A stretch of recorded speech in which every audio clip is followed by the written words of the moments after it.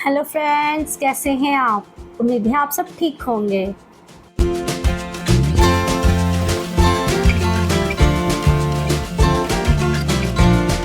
So guys, आज मैं बनाने लगी हूँ माछ की दाल और ये मैंने इसके लिए मसाला ले लिया है। सोचा कि आज आप लोगों से ये भी रेसिपी शेयर करूँ कि मैं माछ की दाल कैसे बनाती हूँ।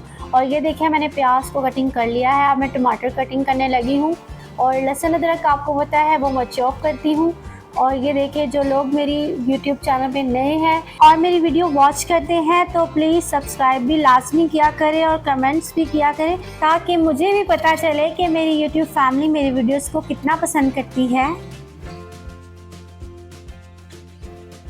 जैसे कि आपको पता है कि मैं सैलून का काम करती हूँ। मैंने अपने फर्स्ट व्लॉग में आपको बताया था।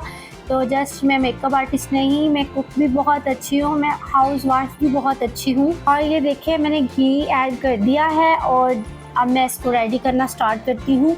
आप मेरी फुल वीडियो लाजमी देखें। प्याज मैंने ऐड कर दिया है ताकि आपको पता चले कि मैंने कैसे बनाई है ये दाल। कुछ लोग प्रेशर कुकर में बनाते हैं और उनकी सोच होती है कि प्रेशर कुकर में ही ये अच्छी बन सकती है, पर लेकिन मैंने इसको दम पे बनाया। ये देखिए, मेरे प्याज ब्राउन हो चुके हैं और मैंने इसको डार्क ब्राउन किया है ताकि दाल का कलर बहुत अच्छा आए। और मैंने टमाटर ऐड कर दिए हैं, ये देखिए।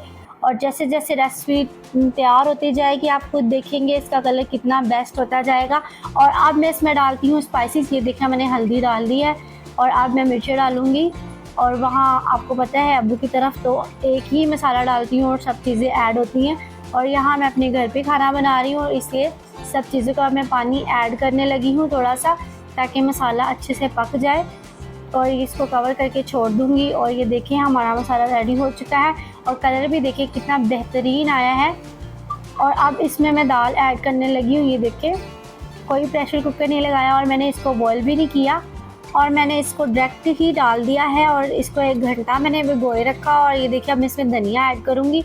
और आप लोग मुझे कमेंट्स में लाजमी बताना है कि आपको मेरी रेसिपीज़ कैसी लगती हैं, क्योंकि मैं आपके कमेंट्स का वेट करूँगी। और ये देखिए, मैंने इसको कुछ टाइम के लिए पानी डाल के इसको ऐसे ही छोड़ देना है। 1 कटोरी पानी डालें और बस देखें आप इसका कमाल कि कैसी गलती है।